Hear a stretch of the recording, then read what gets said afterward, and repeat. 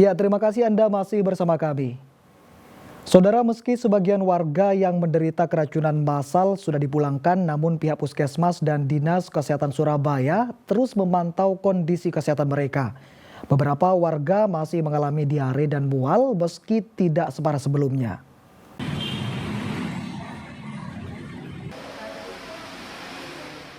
Warga yang dipulangkan tersebut diantaranya 7 orang dirawat di Puskesmas Tanah Kali Kedinding, 1 warga dirawat di Puskesmas Sidotopo Wetan, dan 1 orang di Puskesmas Bulak Banteng. Meski mereka sudah dinyatakan sehat, pihak Puskesmas Dinas Kesehatan Kota Surabaya bersama kader kesehatan terus memantau kondisi mereka. Kondisinya sembuh, jadi selain sudah membaik, artinya sudah lepas pemantauan. Begitupun juga dengan warga yang kita pantau di rumah. Jadi kemarin itu kan ada beberapa yang menimbulkan gejala, tapi hanya di rumah, tidak dirujuk. Nah, terakhir kemarin itu masih ada 9 warga yang kita pantau, dan hari ini juga sudah kita datangi, semuanya sudah tidak ada keluhan sehingga bisa lepas pantauan. Kalau untuk hasil labnya sampai sekarang kita belum dapat hasil, jadi kita masih menunggu. Dan memang karena kemarin itu kan kita mengirimnya itu kan lewat Dinas Kesehatan Kota, jadi mungkin nanti kita tunggu berita dari Dinas Kesehatan Kota seperti apa. Korban keracunan yang sudah pulang mengaku kondisinya sudah lebih baik, meski terkadang masih diare dan mual. Kondisinya seperti apa saat ini? Terus pulang dari puskesmas? Ya masih lemes mas, pusing. Terus mualnya masih, perut kayak ditusuk-tusuk gitu. Perut masih sakit, ya beol teman sudah agak ringan. Gitu. Sudah agak membaik ya Bu? Daripada yang kemarin-kemarin gitu. Bu, yang keluarga yang kena siapa aja Bu? Selain Ibu? Anak yang kecil itu. Itu juga? Iya, juga. Yang pertama cuman nggak dirawat, sama yang kecil nggak dirawat. Tapi udah sehat? Sehat, alhamdulillah sehat. Petugas kesehatan kembali membawa 1 barang bukti sampel minuman es kopior yang menjadi menu saat warga Kalilom Indah Seruni 2 Kali Kedinding makan bersama pada Kamis malam. Sementara sampel makanan yang diduga menjadi penyebab keracunan, hasil uji laboratoriumnya juga belum keluar. Dari Surabaya, Arif Purwanto melaporkan.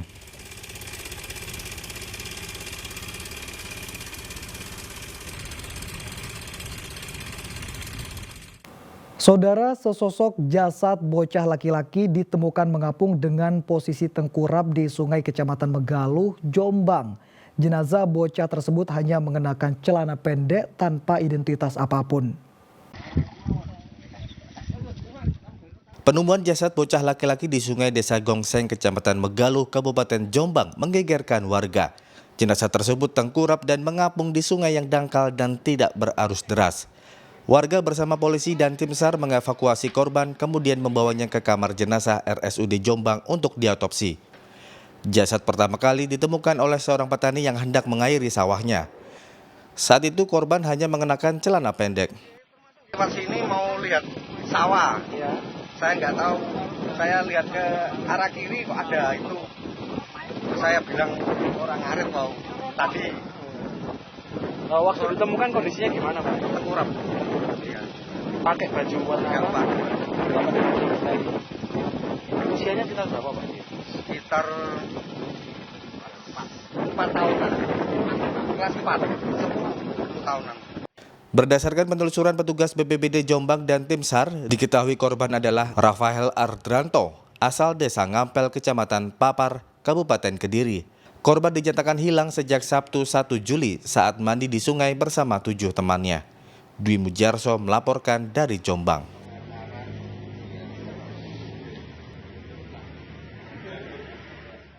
Pemilik tanah menembok gang jalan hingga membuat 13 keluarga yang tinggal di gang terisolir. Sementara warga mengklaim tanah yang digunakan untuk jalan adalah milik umum. Jalan Gang Warga RT 01 RW 07 Kelurahan Bangun Sari Kecamatan Ponorogo Kabupaten Ponorogo kini ditembok. Akibatnya 13 kepala keluarga yang tinggal di gang ini tidak bisa melaluinya lagi. Untuk keluar masuk, warga yang tinggal di gang ini harus memutar melalui Jalan Dieng. Penembokan ini dilakukan Bagus Robianto yang kesal tanahnya diklaim warga. Padahal ia mengaku keluarganya memiliki sertifikat hak milik atas tanah itu. Pemagaran tersebut juga berdasarkan putusan perkara perdata Pengadilan Negeri Ponorogo yang dimenangkan tergugat Robianto dan sudah berkekuatan hukum tetap. Warga menilai tanah yang dipagar merupakan jalan dan bukan milik pribadi karena sudah puluhan tahun digunakan keluar masuk lingkungan. Sementara itu, Ketua Dewan Kabupaten Ponorogo bersama lurah dan instansi terkait memediasi pemilik tanah dan warga.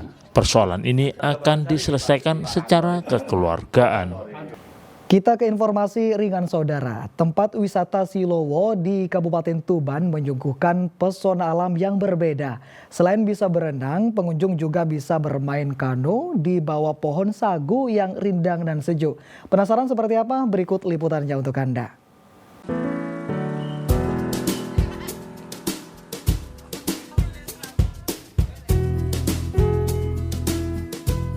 Lokasi wisata Silowo terletak di Hutan Sagu, Desa Mandirejo, Kabupaten Tuban.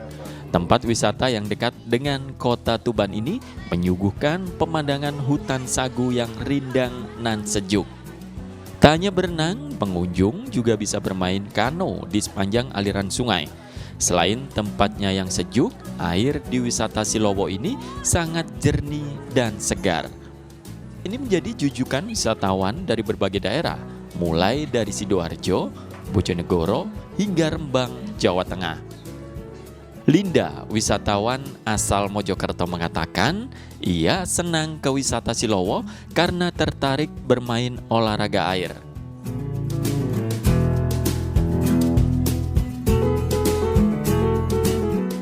Wisata kayak gini-gini yang seru-seru, bahkan anak suka, seneng, kita sebagai orang tua suka lah. Ini wahananya apa saja tadi? Saya belum puter-puter, jadi tadi saya langsung ke dayung ini. Dayung. Yang menurut saya paling seru lah di sini tuh ya pakai dayung ini. Ini dari mana? Saya dari Mojokerto, asli Mojokerto. Kok bisa tahu ada wisata di sini? Karena ada sanak keluarga yang di Tuban dan memberitahu kalau ada wisata ini. Terus gimana tanggapannya untuk wisatanya? Ya bagus banget dan berkesan banget lah. Saya pertama kali dayung ini juga. Kita jalan-jalan saja mas, ya ke Silowo seperti ini. Ini tadi sama siapa saja ke sini? Sama keluarga, mertua, sama anak-anak. Sama istri. Sempat nyobain wisata apa aja? Ya kano. Lumayan mengasihkan sih tempatnya. Sekarang istirahat dulu. Istirahat sambil menikmati makanan dari rumah. Sementara itu, pengelola wisata Silowo, Maliki, mengatakan kunjungan di tempatnya saat liburan seperti saat ini meningkat signifikan, mencapai 500 hingga 1.000 pengunjung setiap harinya. Kalau jumlah pengunjung di hari libur seperti ini sampai berapa? Kalau di hari libur ini di angka 500 sampai 1.000 sehari. Kalau untuk pengunjung biasanya rata-rata dari mana? Dari yang terdekat ya Kota Tuban, Bojonegoro, Gresik, Lamongan, Blora dan Rembang. Untuk wahananya apa saja di sini? Wahananya yang kita ketahui adalah perahu kano. Nanti pengembangannya kita slow rafting ke depan. Ini sampai ke sana slow rafting, kemudian insya Allah tahun depannya lagi kita tambah kolam renang. Kalau yang disukai pengunjung di sini wahana apa? Perahu kano mas, perahu kano semua pasti mau mencoba wahana perahu kano karena baru ada di Kota Tuban. Untuk masuk ke wisata Silowo, Anda cukup membayar Rp5.000. Sementara untuk tiket bermain kano dikenakan tarif Rp10.000. Sapari Ranuwijaya melaporkan dari Tuban.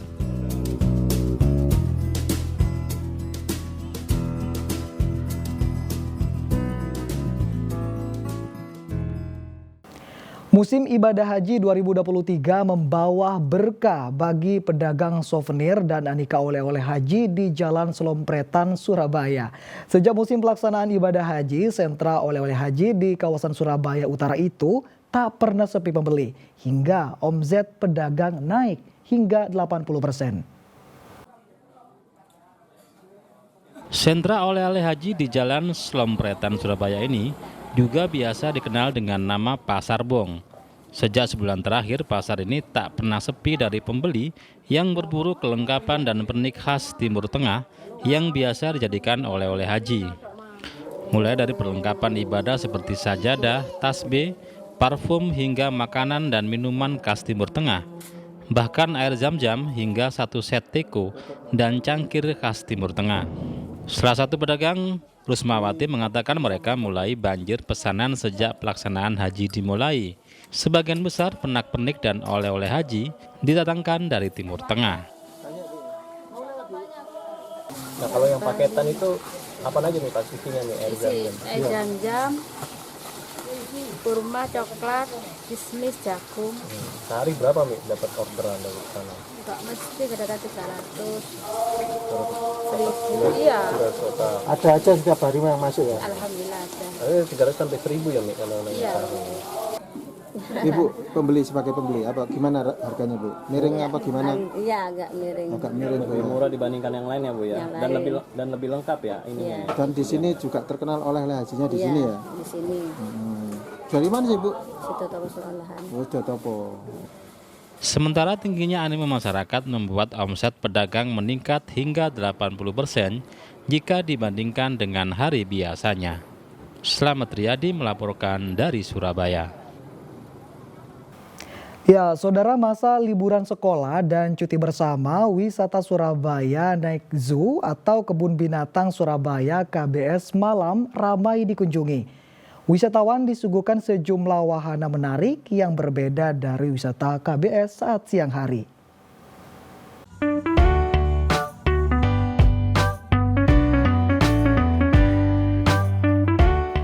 Seperti inilah wahana Night Zoo atau Kebun Binatang Surabaya pada Minggu malam. KBS yang biasanya hanya buka siang hari, kini buka pada malam hari sejak beberapa waktu lalu. Di masa libur sekolah dan cuti bersama ini, masyarakat antusias berwisata ke KBS malam bersama keluarga, kerabat, atau teman. Pengunjung disuguhkan sejumlah wahana menarik yang berbeda dari wisata KBS siang hari. Mulai satwa nokturnal, penampilan video mapping, diorama, hingga feeding time.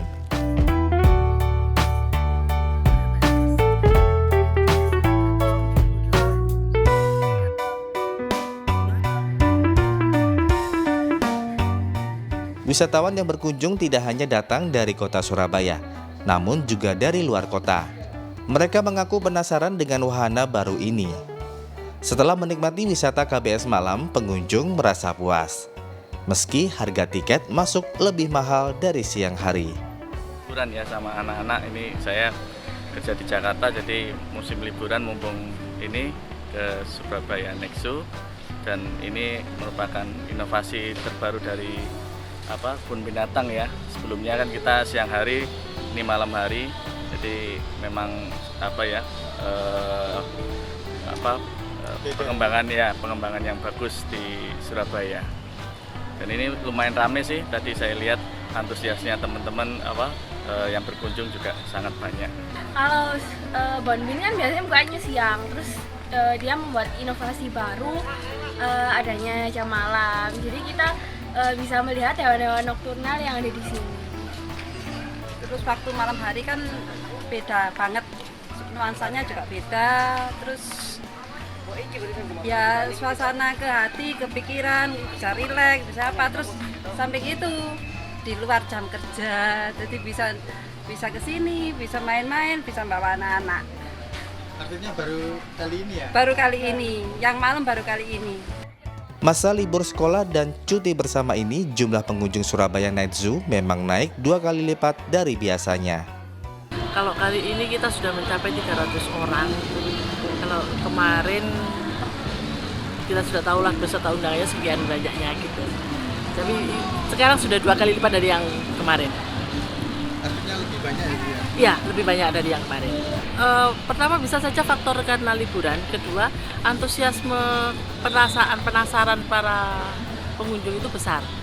Sehingga pada umumnya sih para pengunjung itu mengikuti panduan, sehingga mereka ke sini tidak hanya sekedar jalan-jalan tetapi ada ilmu yang masuk. Jarang sekali pengunjung yang masuk tanpa panduan. Sementara itu, wisata Surabaya Night Zoo dibuka hanya pada hari Sabtu dan Minggu, mulai pukul 18 sampai 22 malam. Dari Surabaya, Ari Purwanto melaporkan.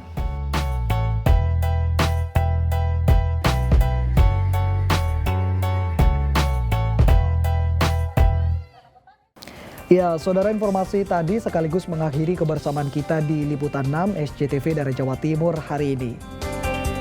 Mewakili seluruh kru yang bertugas, saya Imam Farid mengucapkan terima kasih atas kebersamaan Anda. Selamat beraktivitas dan salam SCTV.